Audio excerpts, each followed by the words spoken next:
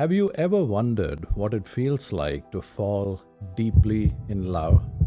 Is it just butterflies in your stomach, or is there something more profound at play? From the ancient Sumerians, who talked about passionate love letters, to complex psychology and love styles, love has always been a subject of deep fascination and mystery. What if I told you love is more than just a feeling? There is actually a science, art, and history that dates back to thousands of years that give us insights into what happens when we fall in love. In this video, we are going to talk about passionate love, the kind that inspired countless movies, poems, and songs.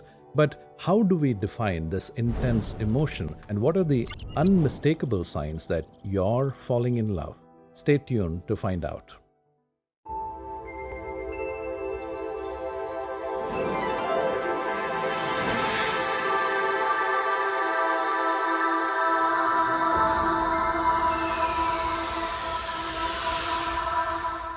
Hi, I'm Stephen Antony, a medical doctor, psychiatrist, and board certified coach through Cleveland Clinic, Ohio. Our purpose on this channel is to make entertaining, cinematic videos backed by science, psychology, and a touch of history so that you not only enjoy watching them but also get smarter in the process. So hit the subscribe button if you haven't already, and I promise to make it worth your while.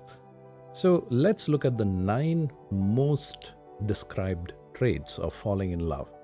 Here's an interesting bit of history for you.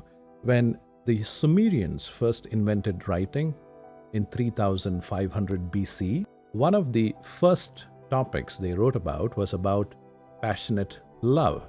Do you want to hear what they wrote? This is what it said. Written in those Sumerian clay tablets was a poem dedicated to a king, Shu-Sin, by one of his brides. And she wrote, "Bridegroom, let me caress you. My precious caress is more savory than honey." Either she knew how to touch him really well, or the honey in those days was really bad. Well, since then, people have always been trying to express and even measure love. There's been about 33 different measures of passionate love, starting all the way from Leeuwengross in 1944, who came up with 80 items, to some of the more comprehensive ones, where Tenno and his colleagues used a series of questionnaires and interviewed nearly 2,000 individuals, and they identified a set of psychological traits which they said are being associated to falling in love. Now, of course, we understand that there are different types of love. Canadian psychologist John Allen Lee described 6 love styles, and he used Latin and Greek words in his book Colors of Love to define these 6 love styles. Now, he said there are 3 primary love styles and 3 secondary love styles. And as I go through these 6 styles, you may think about which style you like the most. So the primary love styles are number 1, eros, which is passionate love, ludus, which is game-playing love, and the third one, storge, which is a friendship type of love. And then there are 3 secondary love styles, which is pragma, which is a very logical shopping list type of love. Then there is mania, which is that crazy, possessive, dependent love. And then there is agape, which is all giving and selfless love, maybe the type you see from a parent. Hendrick and Hendrick in 1998, they took these love scales and they went and conducted the survey on 1,000 people. And they asked, what is the most valued form of love? And for both men and women, they valued type 1 love, which is passionate love, more than any other type of love.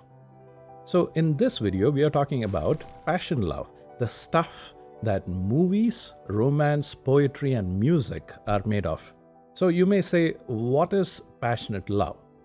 Let's just say that it's a state of intense longing for union with another person. And there are 9 traits that are most commonly identified. Trait number 1 you become monogamous. Falling in love is something that you can sense in the deepest parts of your soul. And when this happens, there is an inability to feel romantic passion for more than one person at a time. Now, why does this happen? Now, science says that it's because of chemically addictive substances that are being produced by the brain. Have you heard of amphetamine and cocaine? You would know these are highly addictive substances. Now, your brain produces something similar. It produces a combination, a cocktail of dopamine and serotonin, which are very much similar to amphetamine and cocaine. And this activates the reward centers of the brain. And when those chemicals flood your mind, it creates this unique euphoria. Whenever you look upon that person, you focus in on that person, leaving everything else out. And that is what turns you monogamous. As Aristotle once put it, love is composed of a single soul inhabiting two bodies.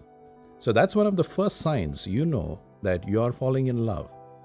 The second sign of falling in love is you daydream. Daydreaming about that person often serves as one of the earliest indications. You may find yourself lost in thought.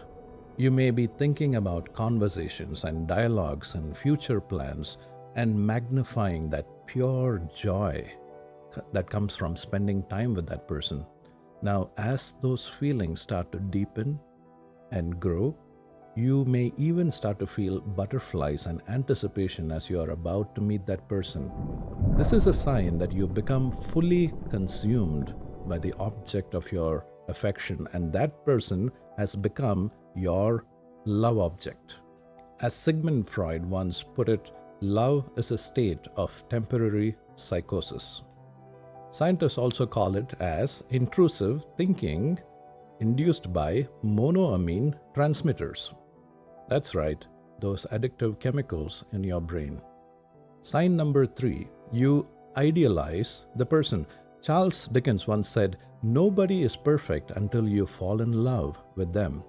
Now, when you're in love, it's easy to overlook someone's flaws and focus on their positive traits instead. This phenomenon is called crystallization in psychology. And if you're really into science, I would recommend this paper here called Lust, Attraction and Attachment in the Mammalian Reproduction by Helen Fisher. Now, why is it that you are idolizing the person? It's because the brain is producing dopamine, which drives your attention towards what makes that person really special. While there is another chemical, norepinephrine, which increases the memory. So that drives the memory even deeper. So what's happening is you end up remembering all the good things about them, and you may even idolize and fantasize how the person is just so good.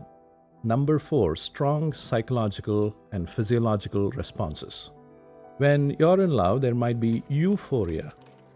There might be a feeling of spiritual union. There might be a feeling of inappropriate laughter, prolonged eye contact. There might be dilated pupils. You may feel butterflies in the stomach. There's a chemical reaction that's going on. As Carl Jung once put it, the meeting of two personalities is like the contact of two chemical substances. If there is any reaction, both are transformed.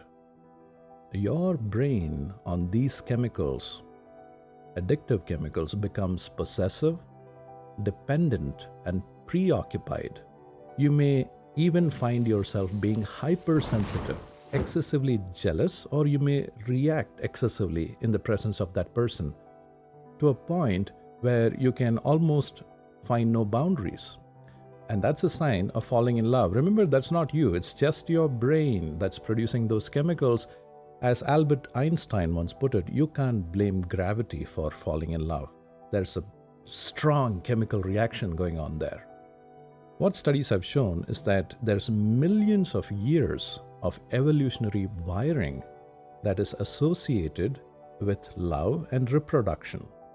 And when you look at the scans of people, and when you get them to see the photograph of their loved one, the part of the brain that is activated is exactly the same one, the cingulate gyrus, that is activated during cocaine addiction.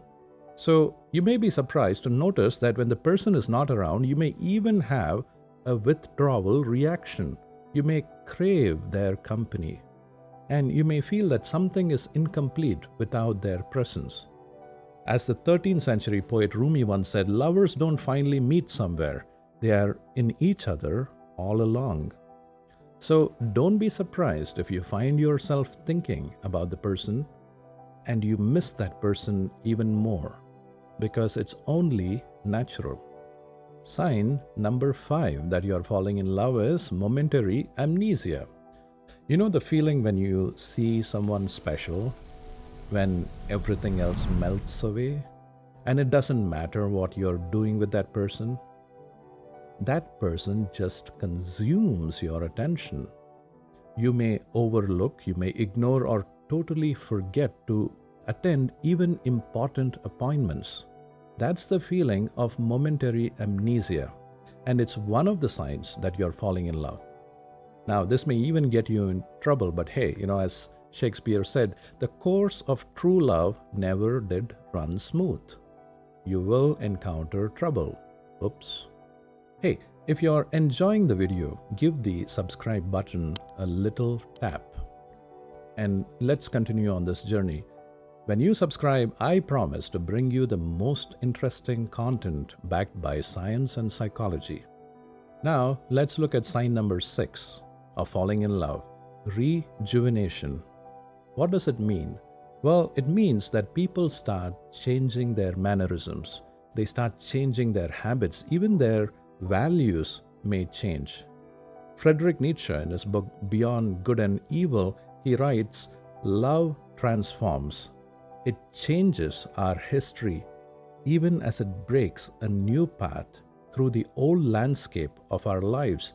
It changes the way we are going to lead our life. So if you notice that you're changing your mannerism in the way you dress, in the way you work out, in the way you put on your makeup, in the way you act, if you notice that some of your habits are changing, if you notice that some of your values or worldviews are changing, that is a very common sign of falling in love. Sign number 7, prioritization. This is when you start reordering priorities, doing things to make the other person happy. You see, it doesn't matter what else comes in the way. You want to do something for the other person because they really like it and they asked you to do it. Things you would otherwise never do, or things you would imagine you'd never do, you begin to do for the person just because they asked you for it, because they have become the center of your universe. As Leo Tolstoy once said, everything that I understand only because I love. You begin to look at everything through the lens of your partner. Now, if you are the radical kind, if you are the kind that wants to create an intense emotional connection, if you want to learn the language to use that is coupled with powerful suggestions and commands that would create an irresistible physical and emotional attraction that goes just beyond the surface level appeal, where the person is deeply fascinated by you, intrigued by you, constantly thinks about you and misses you when you're gone. If you want to have this kind of an effect on people, then study conversational hypnosis for relationships. We have a program as well. You can check it out. It comes with a 7-day, no questions asked, money back guarantee. So you basically lose nothing and you get to sample the program. All the links are in the description box below. The sooner you buy the program, the earlier you can watch it. Now let's go to sign number 8, heightened empathy and sensitivity. When you're in love, you develop this sense of empathy towards the loved person to a point where you may even sacrifice yourself. You instinctively feel the need to support and comfort the other person, sometimes even putting aside your own needs. This could manifest in doing simple, small things like listening attentively no matter what crap they're talking about. It could be offering a shoulder to cry on, even when you're tired, or making more significant sacrifices, like even changing your life plans to accommodate the other person's needs. As Nicholas Sparks talks in his book, The Notebook, which has been made into a wonderful movie, he says, love is about giving, about caring for the other person's welfare. Sign number 9, time warp. Time flies by quickly when you're with the person you love. You can spend hours talking and never feel bored because there's that special connection between the two of you that makes time stand still. This is a sure sign that you're in love, because in love, hours can seem like minutes and the world around you can fade away. The conversation and connection is so absorbing and fulfilling that it can even alter your perception of time. The presence of your loved one makes every moment feel more valuable because you are in the state called emotional flow. Now, there's a lot of study on flow. Mihaly Csikszentmihalyi, he studied the state of flow and peak experiences and optimal experiences. When you're in love, you're in a state of emotional flow, so you never know how time is passing by. Now, tell me what you think. What do you think are some of the signs of falling in love? Do you think it's out of one's control? Do you think it's a conscious decision to love somebody, or do you think it's an involuntary reaction? Put it in the comment section below. And by the way, if you want to know why people fall in love, there's another video I've created. I'll leave a link here. You can go and watch it right away.